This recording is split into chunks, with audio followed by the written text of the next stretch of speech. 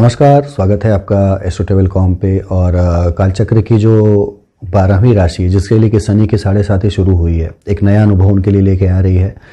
और 3 राशियां थी, मकर राशि, कुंभ राशि और मीन राशि, जिसके लिए कि शनि के 7.5 जो है वो चढ़ती हुई, उतरती हुई और उनके ऊपर, ये तीनों हैं।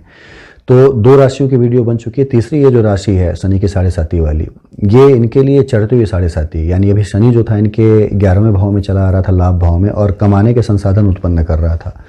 लेकिन अब जो है शनि वो इनके 12वें यानी अज्ञात भाव में रहेगा। और शनि की 7.5 जो है इनके लिए चढ़ती हुई है।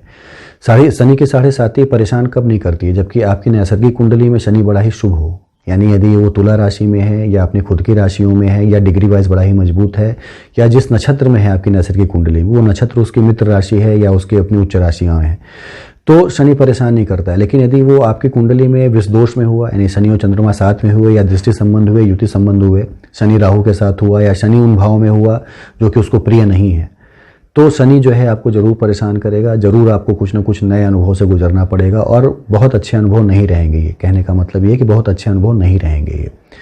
तो 7.5 मीन राशि के लिए थोड़ी एक प्रॉब्लम लेके आ रही है। नैसर्गिक कुंडली में शनि अच्छा नहीं है, तो चूंकि एक ये गोचर की कुंडली है, तो सभी मीन राशि वालों के लिए शनि किस तरह का है ये जानना मुश्किल है। लेकिन एक मीन राशि के लिए एक जनरल प्रेडिक्शन क्या है, उस पर आधारित ये वीडियो है। और मीन राशि के लिए शनि की जो दृष्टियाँ पड़ेंगी वो 3, 7, 10 पड़ेंगी। और कहा जाता है कि जैसे बृहस्पति जिस भाव में हो, कारक भाव में ना हो, तो वो थोड़ा नुकसान पहुंचाता है। कारक भाव में ना हो तो उस भाव का नुकसान करता है, लेकिन जहां जहां दृष्टि डालता है, यानी 5, 7, 9, उन भाव में दुगनी वृद्धि कर देता है, यानी शुभ फल देने लगता है। शनि के साथ ठीक इसका उल्टा है। शनि जहां पे रहता है उससे वो जहां जहां दृष्टियां डालेगा उन भावों को भी मंद कर देता है, या उन भावों के फलों को में भी न्यूनता ले आ देता है। खासतौर से तीसरी दृष्टि जो होती है वो उसकी बड़ी खतरनाक होती कहते हैं। और आपके लिए उसकी तीसरी दृष्टि जो है आपके धन भाव पे पड़ेगी, यानी धनेश पे पड़ेगी, आपके अचल संपत्ति के भाव पे पड़ेगी, आपके संपूर्ण पारिवारिक जीवन के भाव पे पड़ेगी। और राहु पहले से यहाँ मौजूद रहेगा, यानी इस वर्ष को यदि हम बस देखें, चूंकि 2.5 साल तक रहेगा शनि, लेकिन इस वर्ष को बस देखें तो इस वर्ष में पारिवारिक विवाद होना, धन में कमी आना, वाड़ी में आपके एक उग्रता रहना, या वाड़ी में आपके कर्कशता रहना, छोटी छोटी बातों पे नाराज होना, ये सारी चीज़ें घटित होंगी। बताने के पीछे सिर्फ मकसद ये होता है कि इस चीज़ें घटित होने से पहले आप अपने आप पे कंट्रोल करना सीख लें, क्योंकि शनि जो है वो कर्म करा के ही सारी चीज़ें देता है। कर्म जहाँ आपके अच्छे होंगे, शनि के पाप प्रभाव में कमी आ जाएगी। तो तीसरी दृष्टि डाल के शनि यहाँ पे निश्चित रूप से इन सारी चीज़ों में कमी लाएगा जो मैंने पहले बताया। चूँकि अज्ञात भाव में भी है तो कोर्ट केस कचहरी के मुकदमे होने की संभावनाएं बढ़ाता है, बेकार के फालतू के खर्च होने की संभावनाएं बढ़ाता है। 7वीं दृष्टि जो पड़ेगी वो पड़ेगी आपके 6ठे भाव पे, और 6ठा भाव होता है रोग का, ऋण का, शत्रुओं का, अचानक से शत्रु का उपज जाना, रोग का नया आ जाना, हड्डियों से संबंधित रोग, स्पाइन से संबंधित रोग का आ जाना, और फाइनेंस मिलने में असुविधा होने लगना, यानी आप किसी लोन के लिए अप्लाई कर रहे थे उसमें असुविधा होने लगना। ये शनि के ही दुर्गुण हैं जो शनि धीमे धीमे 7.5 की शुरुआत में देना शुरू करता है। और उसकी 10वीं दृष्टि की बात करें तो 10वीं दृष्टि जो है आपके भाग्य भाव पे पड़ेगी। और भाग्य भाव जो है जब भाग्य भाव पे पड़ती है तो भाग्य को मंद कर देती है। जो काम आपके 2 दिन में होने चाहिए वो 4 दिन में होने शुरू हो जाते हैं। जहाँ लगता था कि यहाँ से पैसा आने की संभावना है, पता चला वो काम ही बंद हो गया, वो काम आपको मिला ही नहीं। तो ये सारी चीज़ें घटित होंगी शनि के 7.5 में। इसको दूर करने का सबसे अच्छा तरीका है कि अपने कर्मों में आप सुधार लाएं। शनि जो होता है वो समाज से जुड़ा होता है, सेवा से जुड़ा होता है। और सेवा का मतलब होता है कि आपके अंडर में जो लोग हों। शनि कभी भी अमीरों को नहीं देखता।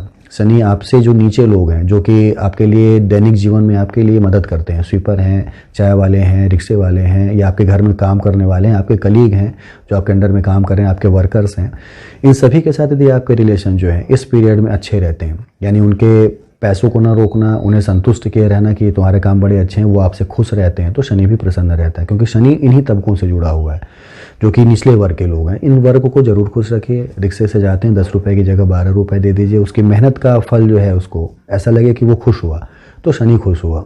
किसी के पास कपड़े नहीं है उसको कपड़े दे दीजिए। कोई कलीग है जिसे छुट्टी चाहिए, तो यदि उससे आप नाराज होते हैं, उसे आप वो एक कहते हैं यंत्रणा देते हैं, तो निश्चित रूप से आप शनि को खराब करते हैं।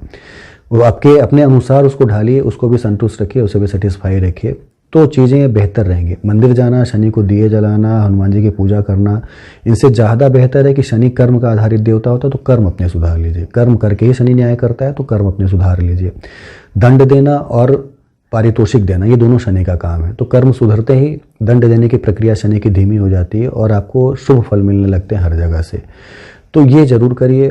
शनि जो है अच्छा तभी रहेगा जबकि आप इन तबकों को खुश रखते हैं। तो इतनी चीज़ें करिए। बाकी शनि यात्राएं भी आपकी कराएगा। शनि की जो स्थिति बनी वो स्थानांतरण वाली बनी हो, 12th हाउस में रहती तो अचानक से यात्राएं करना होता है, अचानक से जो है पैसे खर्च होने की संभावनाएं बना देता है यात्राओं में। तो ये ज़रूर आपके लिए कराएगा। और यात्राएं आपकी घूमने के कारण भी होंगी मैक्सिमम, क्योंकि शनि जब होता है तो यात्राएं जो होती हैं वो फिजूल होती हैं। जब बृहस्पति होता है तो धार्मिक यात्राएं कराता है, यानी धर्म से संबंधित यात्राएं कराता है, आपकी पढ़ाई लिखाई से संबंधित यात्राएं कराता है। बृहस्पति जो है 12th हाउस में अच्छा माना जाता है। तो शनि, चूंकि बृहस्पति जो है 12 अप्रैल को गोचर कर जाएगा और चलाएगा आपकी खुद की राशि में, ये आपके लिए एक पॉजिटिव रिस्पांस लेके आएगा। शनि के जो दोष हैं उनमें कुछ कमी जरूर करेगा, लेकिन पर्टिकुलर शनि के 7.5 की बात हो रही है तो ये जरूर देखना होगा कि कुंडली में शनि कितना मजबूत है और किस तरह का है। और शनि जब हो अज्ञात भाव में तो कोर्ट केस में फंसा देना, आपके बेकार की यात्राओं पे पैसे खर्च करा देना, ये सारी चीज़ें यहाँ पे शनि करेगा। आपको स्पाइन की प्रॉब्लम दे देना, ये भी शनि यहाँ पे करेगा। आपको हड्डियों में चोट लगना, ये भी यहाँ पे शनि करेगा। तो चढ़ती हुई 7.5 बहुत फ्रूटफुल नहीं रहेगी। इसीलिए मैंने बोला कि निसर्ग की कुंडली जरूर मिला लीजिएगा। शनि की स्थिति क्या है, डिग्री वाइज कितना मजबूत है या किस राशि में है, तो एक सटीक उसका जो है फलादेश बताया जा सकता है।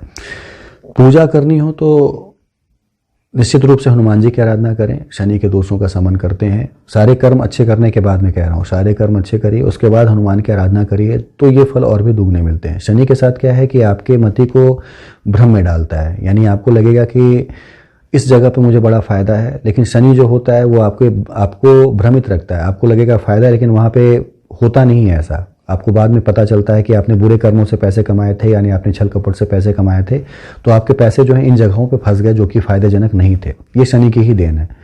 तो शनि को अच्छा रखेंगे तो आपका दिमाग भी सुचारू रूप से चलता रहेगा, दिमाग फर्टाइल आपका रहेगा और काम करने में मदद मिलेगी। काम जो है आपके वो आपके फेवर में फलीभूत भी होंगे।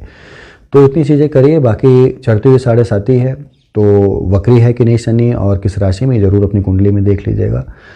ना समझ में आया तो नीचे दिए नंबरों पे आप पूछ भी सकते हैं। और शुभकामनाएं कि शनि के 7.5 जो है आपके लिए एक बेहतरीन परिणाम लेके आए, अच्छे फल लेके आए, कहीं कोई समस्या ना हो आपको आने वाले समय में। और कोई सवाल आपके हैं तो नीचे दिए नंबरों पे आप पूछ भी सकते हैं, समय के साथ उसके उत्तर आपको दे दिए जाएंगे।